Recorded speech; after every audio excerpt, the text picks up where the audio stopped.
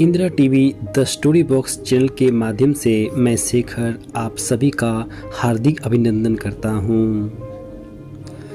आज हम एक नई कहानी प्रस्तुत करने जा रहे हैं। कहानी का नाम है नाव। मुझे विश्वास है कि यह कहानी भी आपको पसंद आएगी। आप देख रहे हैं Indira TV the story box. एक खूबसूरत कहानी का नाम है नाव। तो आइए इस खूबसूरत कहानी की शुरुआत करते हैं। लोगों के जीवन में फूल ही फूल बिखरे रहते हैं, लेकिन सुधा के जीवन में कांटे ही कांटे भरे पड़े थे।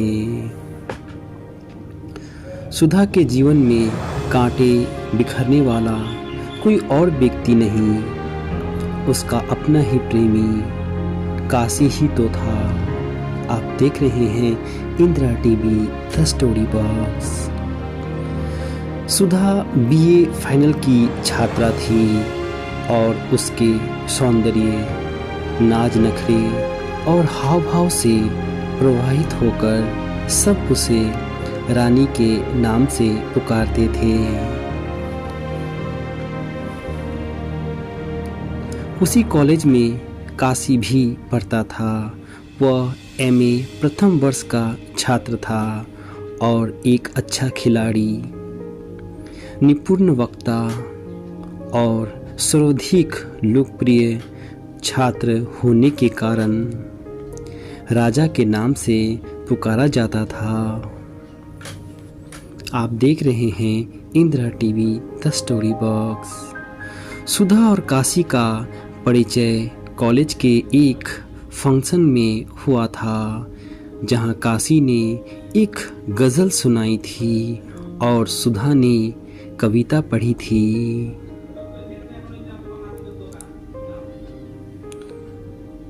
काशी की गज़ल सुनने के बाद छात्रों ने लगातार 5 मिनट तक तालियां बजाकर उसकी गज़ल को सहारा। तो सुधा की कविता पढ़ने के बाद छात्राएं लगातार कई मिनट तक ताली बजाती ही जा रही थी। आप देख रहे हैं Indira TV the story box. Function में पुरस्कार भी बांटे जाने थे।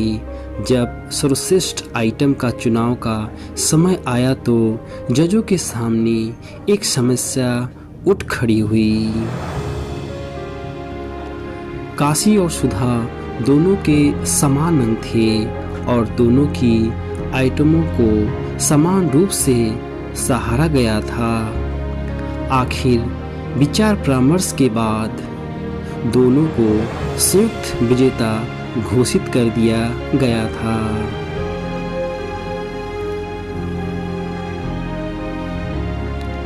दोनों जब पुरस्कार लेने के लिए इकट्ठा स्टेज पर पहुंचे तो सारा हॉल तालियों की गड़गड़ाहट से कई मिनट तक गूंजता रहा। पुरस्कार की ट्रॉफी जब दोनों को एक साथ पकड़ाई गई तो सुधा का हाथ काशी के हाथ से छू गया था।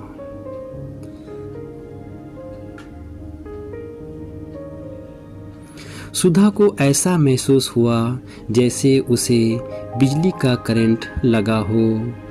उसके गोरे गाल गुलाबी हो उठे और उसके दिल की धड़कन तेज हो गई।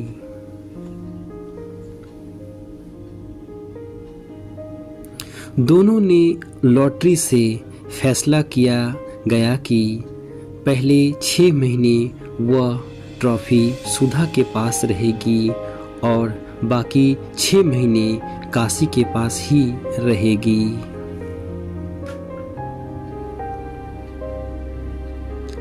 सुधा और काशी के इस संयुक्त पुरस्कार ने उन्हें कॉलेज में राजा और रानी की जोड़ी के नाम से विख्यात कर दिया था। आप देख रहे हैं Indira TV the story box. यहीं से दोनों का रोमांस शुरू हो गया था और दोनों काफ़ी हाउस में प्राय इकट्ठा ही देखे जाते थे। दोनों ने एक दूसरे को चाहने लगे थे, इकट्ठा जीने और इकट्ठा मरने की कस्में भी खाई थी। और एक दिन काशी सुधा को साथ लेकर दुर्गा माता के मंदिर में गया। वहाँ दोनों ने माता की सौगंध खाकर सुधा से यह वादा किया कि वह विवाह करेगा तो सुधा से ही करेगा और जिएगा तो साथ, मरेगा तो साथ। काशी और सुधा तो अपने सपने में खोए थे, लेकिन काशी के माता पिता कुछ और ही सोच रहे थे।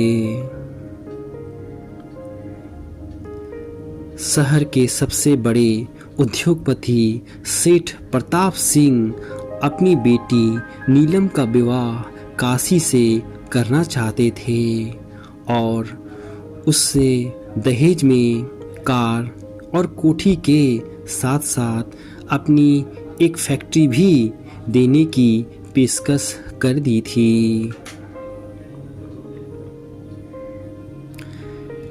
काशी के माता पिता ने इस पेशकश को स्वीकार भी कर लिया था और किसी उपयुक्त अवसर की तलाश में थे, जबकि वह काशी को लड़की दिखाकर उसकी सहमति प्राप्त कर ले।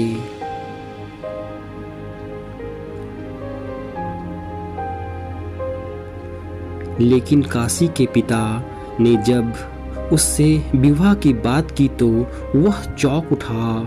उसने तो इस प्रकार की घटना की कभी आशा भी नहीं की थी।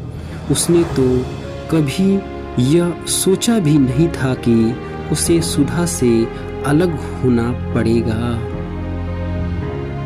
उसने साफ शब्दों में अपने माता पिता से इनकार कर दिया।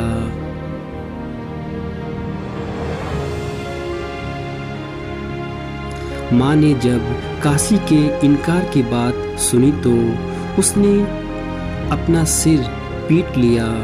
वह लखपति बाप की बेटी को अपनी बहू बनाने के सपने दिन रात देखती रही थी। जब उसने अपने सपने को टूटते देखा तो वह बेहोश हो गई थी। घर पर डॉक्टर बुलाई गई और डॉक्टरों की जांच से पता चला कि माँ को हार्ट अटैक आया है। इससे पहले भी 2 बार हार्ट अटैक हो चुके थे। आप देख रहे हैं Indira TV the story box. Kashi अब कॉलेज जाना छोड़ दिया। काशी को कॉलेज छोड़े 10 दिन हो चुके थे।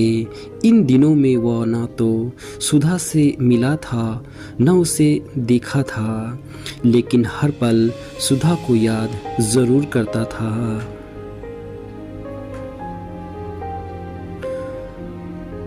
उधर सुधा भी प्रत्येक दिन कॉलेज जाने के बाद भी उसे काशी का कुछ भी पता न चला।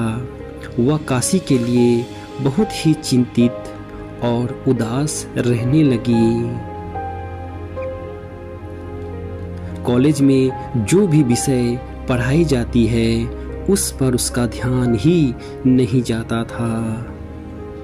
हर पल वह किसी वीरान जगह जैसे कॉलेज की पुस्तकालय में, शाम को नदी के किनारे, ऐसी जगहों पर बैठकर काशी की फोटो देखती रहती थी और रोती ही जा रही थी।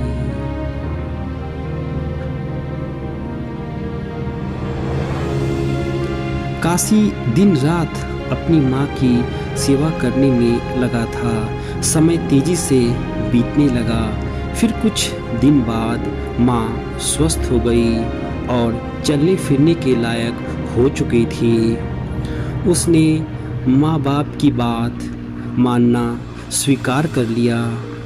काशी अब शादी के लिए राजी हो गया था।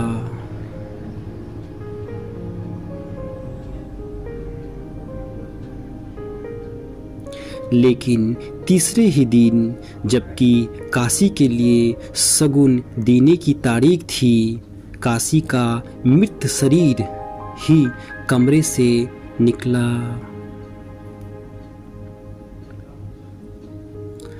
उसके पास से एक पत्र निकला जिस पर लिखा था, मैं जान तो दे सकता हूँ, लेकिन सुधा को छोड़ने की कल्पना भी नहीं कर सकता। और नीचे काशी के हस्ताक्षर थे।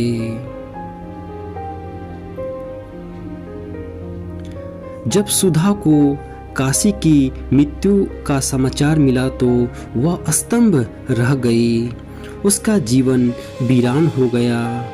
उसके दिल के अरमान रूपी फूल खिलने से पहले ही मुरझा गए थे और उसके जीवन में कांटे ही कांटे बिखर गए थे।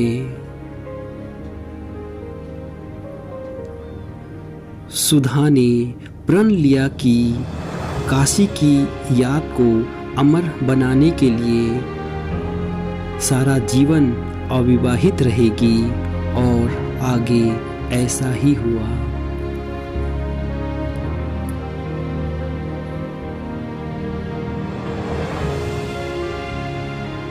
कहानी यहीं समाप्त होती है। आपको यह कहानी कैसी लगी? अपने बहुमूल्य विचार आप हमें कमेंट में बता सकते हैं, या कोई सुझाव देना चाहते हैं तो वो भी कह सकते हैं। मुझे आपके सुझावों का इंतज़ार रहेगा। अपना ख्याल रखें। धन्यवाद दोस्तों।